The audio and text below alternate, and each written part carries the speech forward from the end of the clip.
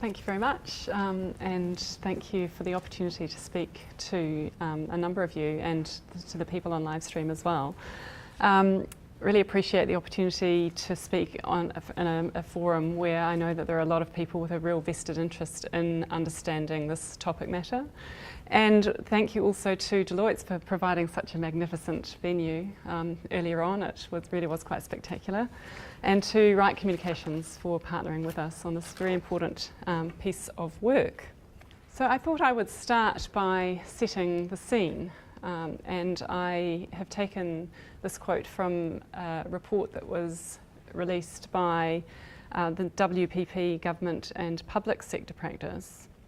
And the commentary from this finding of a 40-country study into government communication highlighted a general sentiment of insecurity and anger, despite the fact that citizens have unlimited access to information and we can garner support from like-minded individuals at the click of a mouse. Now, it seems interesting that this sentiment coincides with the fact that there are larger numbers of people who are being lifted from poverty, that there has been significant expansion in world literacy rates, and that eradication of disease, along with the explosion of technology, is unstoppable. So we see that technology is really offering more and more channels through which people can engage with more educated consumers. But the same technology has the ability to fracture audiences through inconsistent and overwhelming messages. So the value of reputation really comes to the fore here. And the value of reputation has been well understood for a very long time. A nice quote there from Socrates. And it is no wonder that now more than ever before that people are seeking evidence of a truth.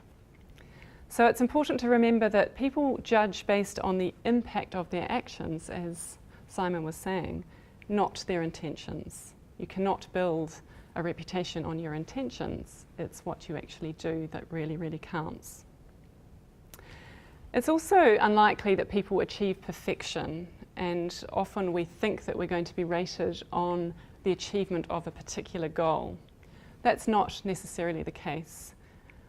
Often it is about your ability to demonstrate that you are working towards a goal and that your intention is the right one there, and you can provide evidence that you are working towards that goal, that people respect even more.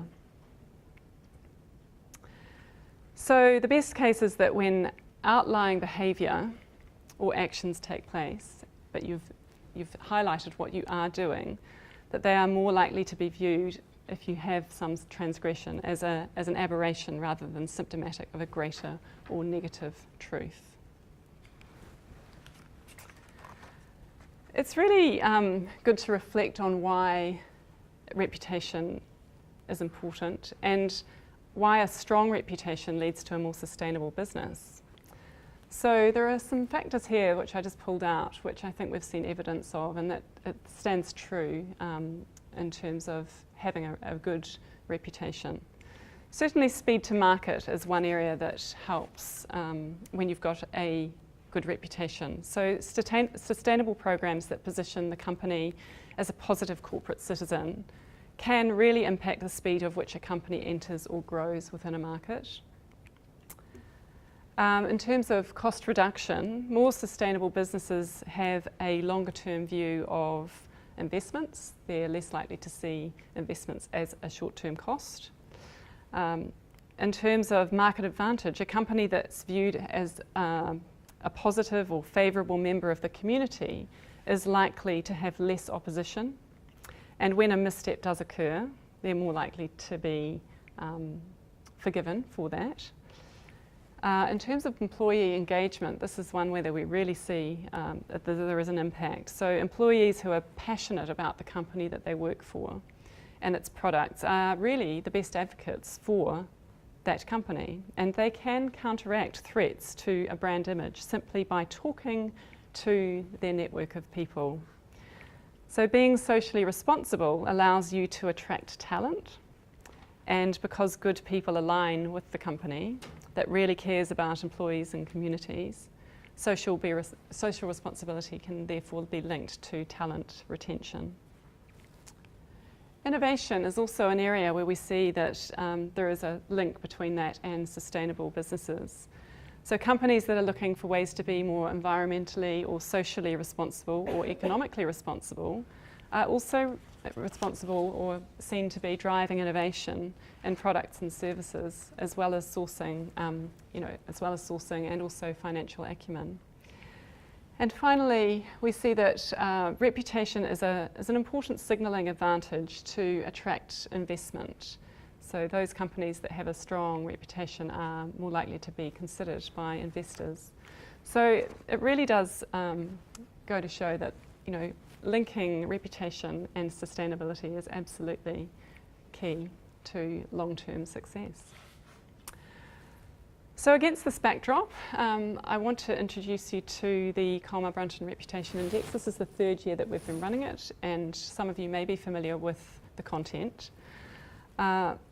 What we've done here is, what we've really wanted to do is highlight and celebrate those New Zealand corporates that we believe are performing at reputational best. And we can learn what is important to New Zealanders, and also we can understand how to build trust with New Zealand citizens. So today I'm going to take you through the 2017 results. For those who aren't familiar with the framework that we use, it is a globally validated reputation framework using the REPC framework, which was developed by Millward Brown. And that uses some standardised attributes that we have seen used in other markets and across a number of other brands, thousands of brands in fact. This year we've included New Zealand's top 100 consumer-facing brands as listed by Deloitte's top 200. And they are the consumer-facing brands in this list, but we've also included financial services brands such as banks and insurance companies, because these are brands that New Zealanders are interacting with on a day-to-day basis, and we feel it's important to have a feel for them as well. So we've included 17 industry categories, and the brands are all indexed against the competitors within their category, so that takes out the category effect when we see them up against each other. We have been out to a nationally representative sample, spoken to the whole of New Zealand, and on average per category we've sampled about 500 people. And the survey period this year was taken just before Christmas. It was in the sort of 3 months leading up to Christmas. It's quite an extensive study, so we do need a bit of time to undertake the survey. So if we look at the model that we use, this is the REPC model, and I wanted to highlight a few things here just to give you a real sense of the information that we're going to be talking through a little bit later. So we look at reputation in terms of 4 key pillars, from the harder or success measure pillars, which are leadership and success and fairness, through to the slightly softer measures of reputation being trust and responsibility. So they are considered to be our substance measures. And when we hear, say, Christopher Luxon talking about the reputational goals, they talk in these terms. They have success goals as well as substance goals. And what you will notice here is that the greatest weighting is placed on the trust pillar, which is the one that is most likely to impact your reputation and impact the way people talk about you, which is what we term advocacy. The second most important pillar is leadership, followed by fairness and then responsibility. Now, the interesting thing about New Zealand is that we take trust very seriously, and that trust includes the idea of being a positive influence in society, which ordinarily we might see come under the responsibility pillar. So what we see here in New Zealand is that responsibility, or I guess what you might put sustainability underneath that, is very much a part of building trust in this market. That's quite different to what we see globally. Globally, we see that there is a lesser importance placed on those softer measures and much greater weight placed on the harder measures. So their reputation in other markets, particularly, less so Australia. Australia are a bit more similar to us. But in other sort of Asian or European markets, we see that in actual fact, leadership is one of the core drivers of reputation. So that's an important distinction to understand how we relate to our own market. And then just to take you through the index itself, so that you know what to look for. The way we report it is that 100 is considered to be an average reputation. Anything above that is considered to be good reputation. And certainly if you score 105 or more, then you are sitting within the top 10% of corporates globally. Below 100, you have a weakness, which probably needs some attention. So we'll take a look at our top 2017 corporates. And just a note that this year we included the top 100 consumer-facing corporates in our index. In previous years, we have only included the top 50. We felt that it was a good opportunity to broaden our knowledge of what's happening in the New Zealand market. But what it also means is that we have seen some corporates leap into the top 20 index, whereas they may not have been reported previously. So if any of you have seen previous results and want to know why, then that is the reason why. So these are New Zealand's top 20 corporates from a reputation point of view using the RepC framework. As Simon alluded to, it's no surprises that Air New Zealand has topped the list again, followed closely by another 3 corporates that have consistently performed in our top 5. The good thing to note, though, is that Air New Zealand have not just topped the list, but they've improved their score, their index score, even further than on previous years, which goes to show their commitment to reputation and building their reputation is something that they are continually focused on. It's not something that they take for granted. You'll see that Fisher & Paykel have typically been in our top 5, but Pack and Save, now that we are reporting on the consumer brand rather than foodstuffs, is sitting in our top 5 this year. To note is Auckland Airport. That has also come into our index, and they've come in at the 10th position. And then we have some other New Zealand businesses and retailers that have come into the 10 to 20 ranking.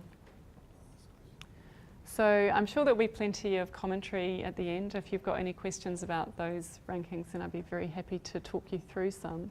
I think to note really is that apart from a couple of examples, most of these corporates are very much for New Zealanders or of New Zealand, and the importance of relatability and really feeling as though they understand those brands is absolutely critical.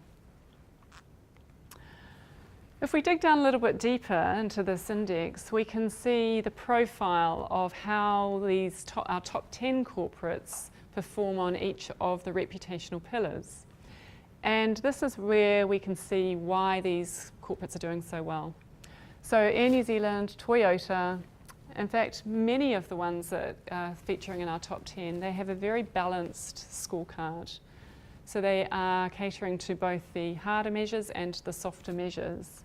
And indeed, this is the first year where we have seen really significant results across the whole scorecard for Air New Zealand, Toyota, and Fisher & Paykel have also come through there. So they've overperformed from a sort of a corporate best practice point of view. So corporates that do well tend to have that balanced scorecard, or they have a particular strength in one pillar. But you can see trust levels are very, very high for most of them. Let's just delve a little bit more deeply into the top performing corporates on each of those pillars, which may be different to the ones that appear on our top index. So in terms of trust, it's no surprises that those corporates that are in the top 10 performing on the trust pillar are also the ones that appear in our index, because that is the most dominant driver of reputation. So all of those brands are a feature in our top 20. And they achieve high levels of trust.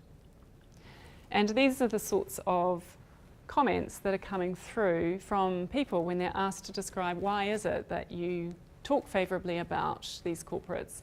When it comes to trust, you can see that trust really does take time to build, and it demonstrates that New Zealand, if you can demonstrate that you take New Zealanders' interests to your heart and that you can do something about that, then that really does make a difference to them. So some really lovely comments about the value that these brands bring to people's lives. In terms of leadership, what we see here are brands that tend to be dominant or leading in their categories, or they're meaningfully different from the competition. So here we see brands like Fonterra coming into the fold, and BP, so they could be strong global brands. Coca-Cola come in here as well, and Apple, which is also featured in our top 20. But some of these brands don't necessarily feature because they haven't got a completely balanced scorecard, but they have a particular strength. So this is where Fonterra has come through. And these are the sorts of comments that have come through from consumers about what gives them a leadership position. So certainly salience and a commitment to innovation are really key to a sustained leadership position. And leadership is our second most important driver of reputation, and not to be underestimated. The third pillar being fairness. And as you can see here from our list of brands, that we're not talking about brands that are necessarily the cheapest in the market. I think New Zealanders are cottoning on, according to Rod Duke of Briscoe's, New Zealanders are really cottoning on to they don't want to buy cheap crap anymore. They want value, and the brands here you see are ones that I guess provide a greater sense of value. People are prepared to pay for something that they think is worth it. And there is a sense of fairness in what they're offering. And you can see there that comes through in the comments as well, offering good value and providing a good range as well. And also fighting for the cause, which is the 2 degrees quote there. And then finally, if we look at responsibility, this is the pillar that has the least impact on reputation, but it's absolutely noticeable if it is absent. And all of our top corporates perform really well on responsibility, but it should be noted that the one pillar that has some of the lower index scores across the board, and except in the case of Air New Zealand, is on this pillar. So there are some really, there were less comments that spontaneously came forward about responsibility, which is, it's always the dilemma. We put so much energy into this, but, what do we hear back, and why is it that it doesn't necessarily cut through with consumers? It does cut through with consumers, but in a different way. And there are certainly significant reputational and loyalty rewards for those organisations who are perceived to behave responsibly. So let's take, for example, I talked before about employees and the value of having a longer term view and being a sustainable and good citizen type of corporate. People who are or employees are more likely to remain loyal and to act as advocates for their company if they believe that the company that they work for has values that they believe in, has a strong sense of purpose beyond financial success, that it actively supports society, and that it makes ethical decisions.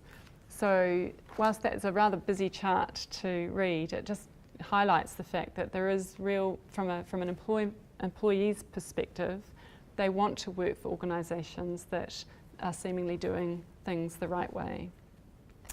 And we saw this reinforced through our Better Futures research, where we see that there are strong opportunities for companies who are perceived to have a good sustainability story with regards to attracting top talent. So 7 in 10 employees think it's important for them to work for a company that's socially and environmentally responsible. and a further 2 in 3 say they would rather work for a company with strong values even if they paid less. So there are likely to be some social desirability factors at play here, but it does demonstrate that some of the linkages between having a powerful story on sustainability and enabling your employees to feel good about the workplace are at play as well. We do see some comments coming through, and the corporates that came to the fore in terms of responsibility were Zespri, Z Energy and Meridian. And Zespri in particular seems to have had a good year in terms of raising its corporate reputation in 2017. So why is reputation so important, and what can we learn from our reputational leaders?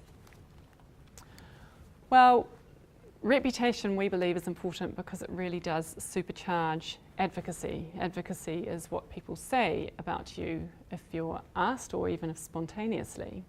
And what we see from our results is that, on average, the brands with the best reputations in their categories achieve advocacy scores that are 56% higher than their competitors.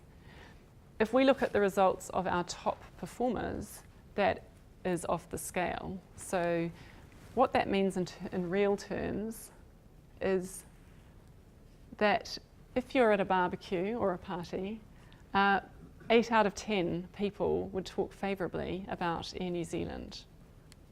That's pretty powerful. I know that travel is somewhat more romantic to talk about, and we've got great stories, but let's just have a look at something else. 6 out of 10 people in a similar situation might talk favourably about Toyota. Okay, cars. That's pretty good. We can always find something to say about a car. But fuel companies? So what we found here is 5 out of 10 people have got a story to tell or something favourable to say about Z Energy. That's pretty powerful, and it is that sort of reputation that can create a really good sense of goodwill and protect your reputation going forward. I'd like to just highlight a couple of examples, recent examples, where this is where companies have really taken a stance and decided to be a bit more proactive in telling their story.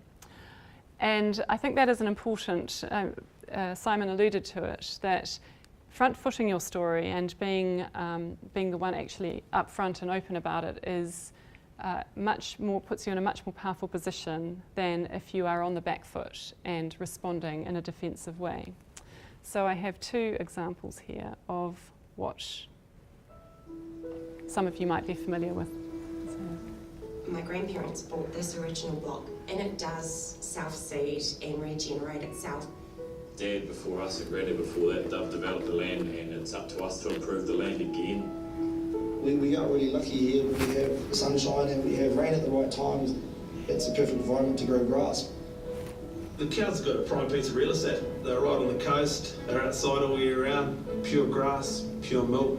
I just wish sometimes they could give us a surf report. Ryegrass, clover mixes, lush green, leafy looking pasture. The rough rule of thumb, if it's up to the top of your red bands, you've got about 3,000 kilograms of dry matter in that paddock. The soil that we found is just superb volcanic soil, just lends itself to growing grass. That's what we do, and that's what we've done for 100 years, making the best milk in the world.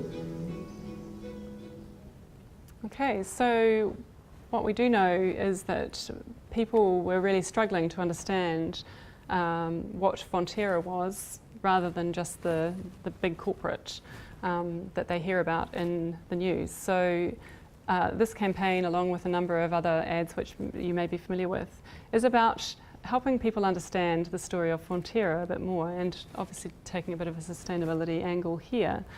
But the importance of conveying to New Zealanders the success of Fonterra in the same way that Air New Zealand talk about supercharging New Zealand and wanting to celebrate the success of the airline, Fonterra have equal rights to do that as well. So this is a way of telling a story and conveying to people a number of different facets of reputation building. One is leadership, one is responsibility, and the other one is just by telling the story and engendering some trust.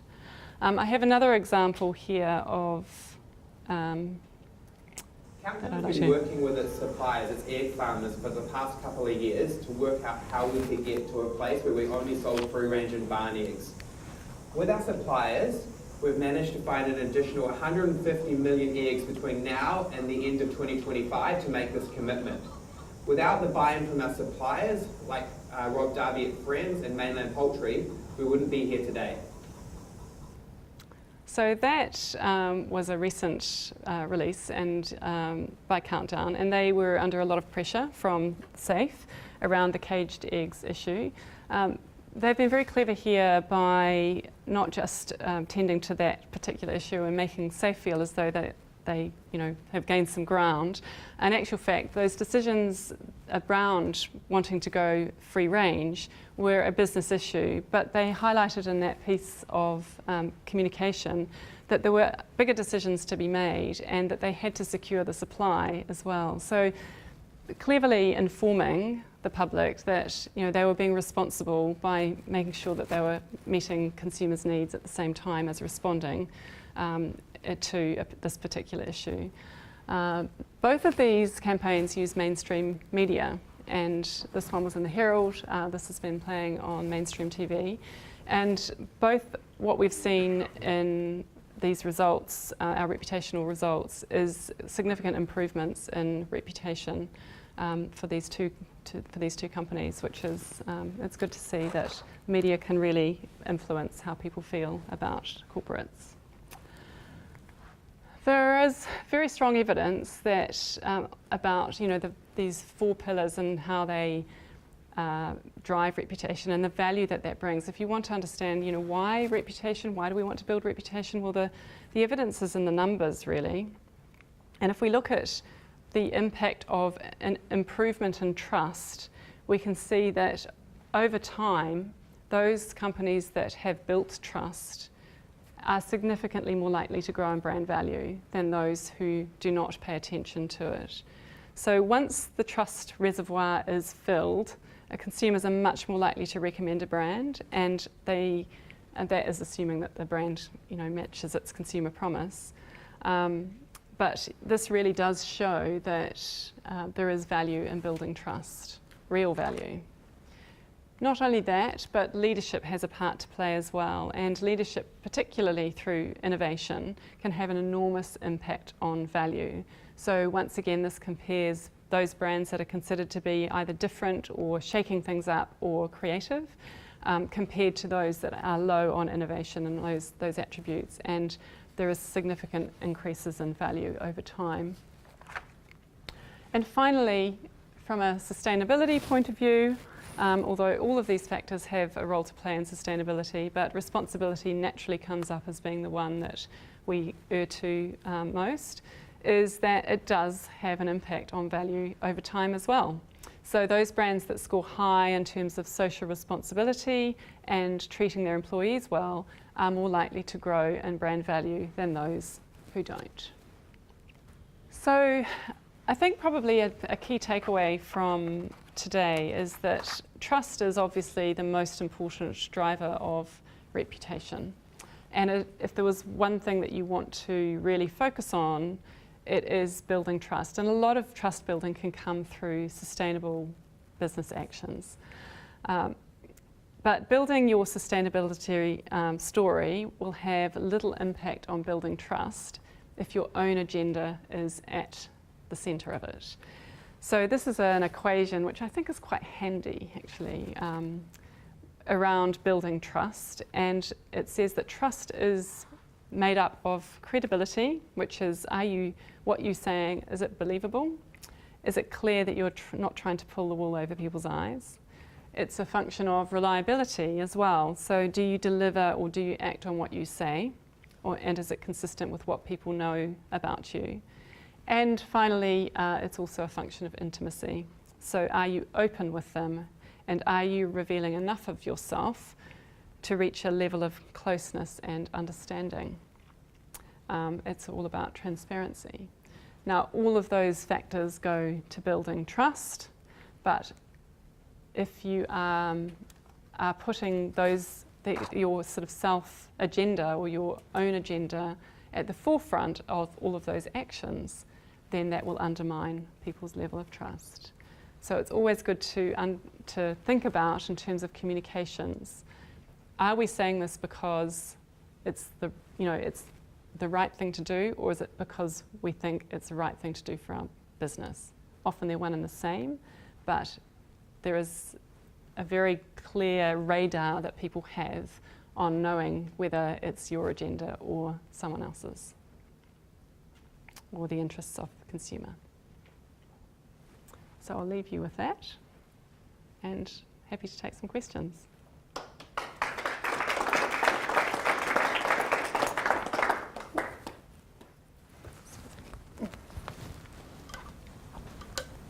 Okay, I'll just hand this mic around for the benefit of people watching via live stream.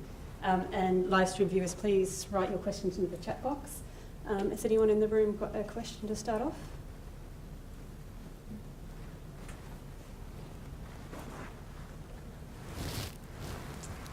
Did you see in the results you took in the survey, was there a skew in age groups?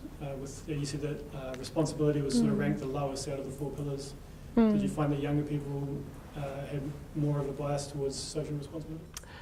Funnily enough, no, there aren't that many differences. And interestingly, what we've seen or what we've observed is that whilst younger people may be considered to be the mindset of more, being more sustainable, they now adopt that behaviour as part of their lives.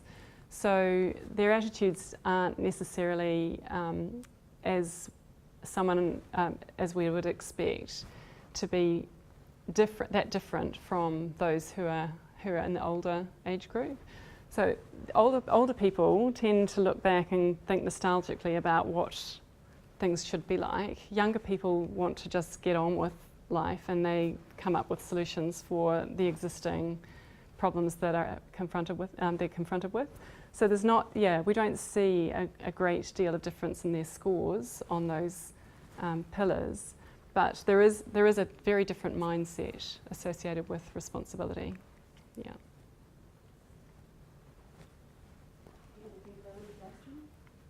Anybody else have a question? Okay. Well, thank you so much. Oh, sorry. Just the comments, since the top leaders, Z and Air New Zealand, both run advertising campaigns talking about their good work in the community and other various initiatives, then you wonder how much the statement that it's better to have others claim your glory than yourself promote what you do. You wonder where you should place the cursor in that temptation to talk about the good stuff. We do. Yeah. It's just a comment. Yes, yeah. We try to wrap our head around constantly. Yes. I think we speak for the warehouse. Just to be clear. Sure. Certainly, I think those people who have the budget to be able to talk about what they do, and invest in communications to tell a story, it's a very fortunate position to be in. I think you can still tell a really good story without necessarily having to spend, that much money. And also, what is the most important story to tell? And sometimes many companies are doing lots of things. They are doing all sorts of amazing things behind the scenes, but it's what are the elements that really connect with the consumer on that particular category or service or product. So it's finding that nugget that really resonates with people, and that can be very powerful. It doesn't have to be everything. It can be just one thing that they can hang their hat on. And I think I quote an example actually from just talking about Z Energy. and another fuel company that we were talking to, and they said, but we do all of that stuff. You know, we do exactly what they do, you know, if not better. And but the point is that they weren't talking about it in a way that connected with what consumers were thinking. So yeah, it's the difference. Oh, this is just for so people on live stream. Oh, sorry. Thank you, Sarah. What was interesting was a slide that you showed that reputation leads to building a sustainable business. Encourages that. And I'm kind of pricked my mind that I think what are the things that corporates do to build that reputation? So what sustainable activities do they engage in that builds that reputation that then cycles around to attracting or making sure that that business is sustainable? Yeah, it's a chicken and egg question. I think consistency is really important, and I think also really understanding what your reason for being is. You know, what is it that you're really offering, and being clear about that to your end consumer.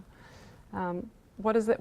I'm sorry, I don't know what business you're in. Environmental solutions. Okay, which covers a spectrum, doesn't it? It's being very clear about what it is you stand for, so that people can wrap their head around it, and not trying to be all things to all people, but certainly consistency. I mean, we saw with the trust pillar that people talk, you know, reputation is something that you do tend to build over time. You can build it very quickly, and there's some examples of some great companies, you know, new innovative companies that have established their reputation incredibly quickly through amazing innovations, but they have really delivered as well. So you can't build a reputation on something that if you don't deliver and to your consumer promise. So that's, and I heard a lot about Uber. I hadn't experienced Uber until very recently, and I have to say it was an incredible experience. And you know, I sort of went, oh, you know, why do I need to engage with Uber? And I've heard so much about it, and I've heard the bad things and I've heard the good things, but my personal experience couldn't have been better. And so I take with a grain of salt all of the other stuff that's been said about them now, just because for me it was a really positive experience. So yeah, the consumer delivery is absolutely critical. Any other questions? Okay, thank you so much, Sarah. It's okay. That was really fascinating and felt like just something so relevant to what we talk about with our member businesses all the time. I think it's really interesting to hear about trust being such a huge driver, that it's still all about the people and what people perceive. So look, thanks everybody for attending. Thank you to our live stream audience. Please stay around for a drink. There's quite a few new faces from the membership here tonight, and we'd love to meet you all. And I believe, will we be able to get your slides on our website? Yes, absolutely. Fantastic. Yep, we can. Okay, we'll get that up in a couple of days with the video as well. Great. Thank you. Okay. Thank you.